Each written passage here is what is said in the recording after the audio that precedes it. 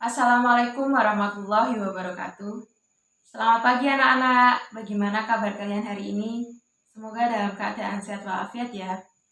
Ibu mau mengingatkan, kalian tetap mematuhi protokol COVID-19 karena pandemi belum juga berakhir. Nah, untuk mengawal kegiatan hari ini, kita berdoa menurut agama dan kepercayaan masing-masing. Berdoa dimulai. Selesai. Nah, untuk sebelumnya kalian pernah belajar mengenai sistem persamaan linier dua variabel. Nah, sistem persamaan linier dua variabel itu kan mempunyai unsur. Coba sebutkan unsur selain variabel itu apa saja, koefisien dan konstanta. Nah, sistem persamaan linier dua variabel itu mempunyai kelanjutan, yaitu ke sistem persamaan linier tiga variabel. Nah, pada kegiatan hari ini itu Ibu akan menyampaikan materi mengenai sistem persamaan linier tiga variabel. Untuk unsur-unsurnya sama dengan sistem persamaan linier dua variabel.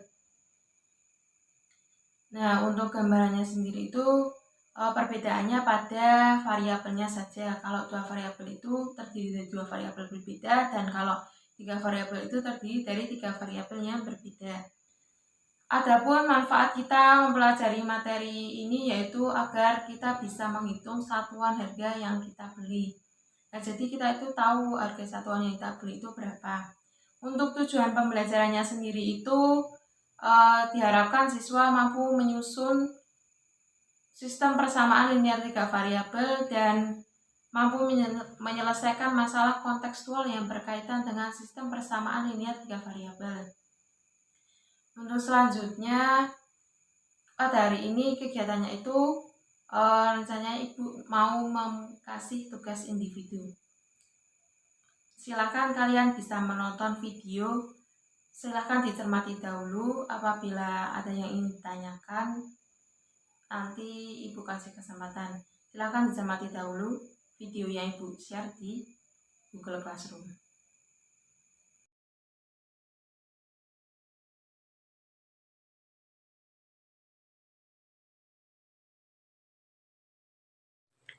Assalamualaikum warahmatullahi wabarakatuh. Bagaimana kabar kalian hari ini? Semoga dalam keadaan sehat walafiat ya. Nah, pada kesempatan kali ini Ibu akan membahas mengenai materi sistem persamaan linier tiga variabel. Sistem persamaan linier tiga variabel merupakan sistem persamaan linier yang tiga variabelnya itu berderajat 1. Nah, dalam sistem persamaan linier tiga variabel ini biasa disebut dengan SPLTV. SPLTV ini mempunyai konsep dasar yaitu AX plus BY plus CZ sama dengan D. Itu merupakan bentuk umum persamaan. Nah, untuk A, B, C-nya itu merupakan koefisien, X, Y, Z-nya itu variabel, dan D-nya itu merupakan konstanta. Contohnya 2X plus 3Y plus 6Z sama dengan 12. Untuk 2, 3, dan 6 itu merupakan koefisien, X, Y, Z-nya itu merupakan variabel, dan 12 itu merupakan konstanta. Untuk lebih jelasnya lagi, langsung kita ke contoh soal. Ibu mempunyai contoh soal. Pada hari Sabtu, Joni, Alan, Agis, dan Roni membeli perlengkapan sekolah di toko buku Sentosa. Joni membeli 4 buku, 2 ballpoint, dan 3 pensil dengan harga 26.000. Alan membeli 3 buku, 3 ballpoint, dan 1 pensil dengan harga 21.500. Agis membeli 3 buku dan 1 pensil dengan harga 12.500. Jika Roni membeli 1 buku, 2 bolpen, dan 2 pensil, berapakah harga yang harus Roni bayar? Nah, untuk menyelesaikan ini kita harus memisalkan terlebih dahulu. Misal, X-nya itu buku, Y-nya itu bolpen, dan Z-nya itu pensil. Diperoleh SPLTV-nya itu atau bentuk persamaannya itu 4X plus 2Y plus 3Z sama dengan 26.000 itu persamaan 1.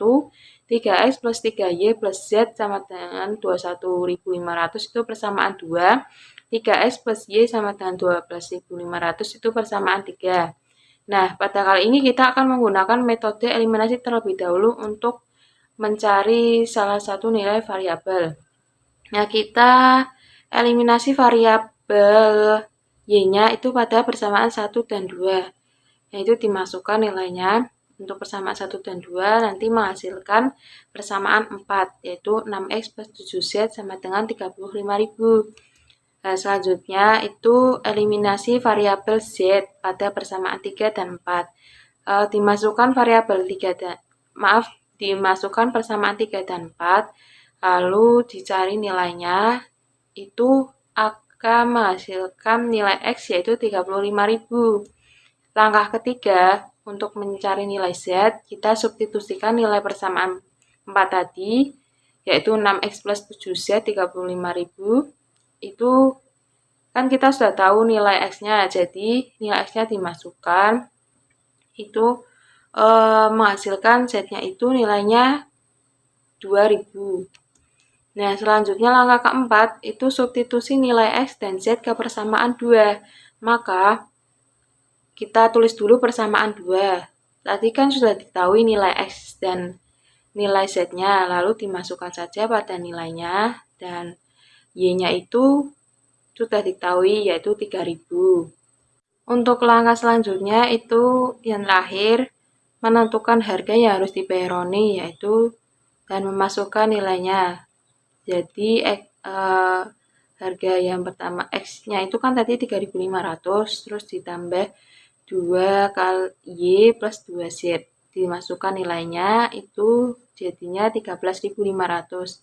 Jadi harga yang harus dibayar Roni itu sebesar 13.500. Tadi kan Roni itu membeli 1 buku, 2 pulpen, dan 2 pensil. Jadi yang harus dibayar Roni itu 13.500. Nilainya dimasukkan saja. Nah, seperti itulah penjelasan mengenai sistem persamaan linear 3 variabel. Baik, setelah menonton video pembelajaran atau materi yang telah Ibu upload di Google Classroom, apakah ada pertanyaan? Ada? Oh iya, ada pertanyaan.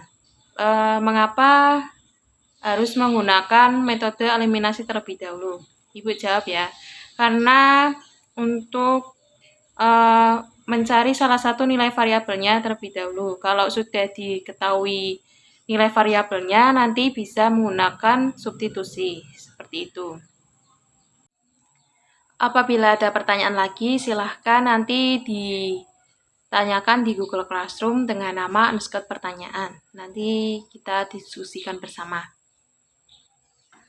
Nah, untuk melengkapi catatan kuliah, silahkan kalian mengumpulkan informasi dari buku atau internet mengenai materi sistem persamaan linear 3 variabel. Silahkan bisa dicari terlebih dahulu. Ibu tunggu dan Ibu beri waktu 5 menit. Setelah mengumpulkan informasi dari buku atau internet, silakan nanti kalian mengambil inti dari materi sistem persamaan linear 3 variabel, kalian tulis pada buku catatan kalian masing-masing. Nanti setelah itu Ibu tunjuk untuk menyampaikan hasil catatan. Nanti kalian bisa upload di kolom komentar Google Classroom.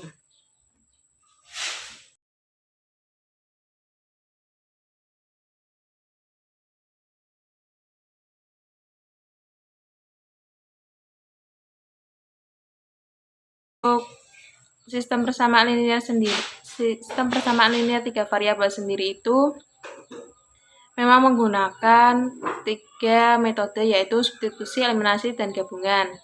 Nah, untuk cara pengerjaannya sendiri itu kalian bisa membuat bentuk persamaannya terlebih dahulu, lalu nanti kalian bisa menentukan untuk menggunakan eliminasi terlebih dahulu, terus sudah menemukan salah satu nilai variabel, lalu bisa menggunakan substitusi. Nah, selanjutnya Ibu memberi tugas lanjutan, yaitu nanti Ibu upload di Google Classroom. Bisa dikerjakan sesuai tenggat waktu. Untuk pertemuan selanjutnya, kita akan membahas mengenai materi fungsi. Nah, untuk kalian tetap semangat mengerjakan tugas dan tetap semangat belajar. Jangan lupa tetap mematuhi protokol COVID-19. Saya akhiri pertemuan pada hari ini. Terima kasih. Wassalamualaikum warahmatullahi wabarakatuh.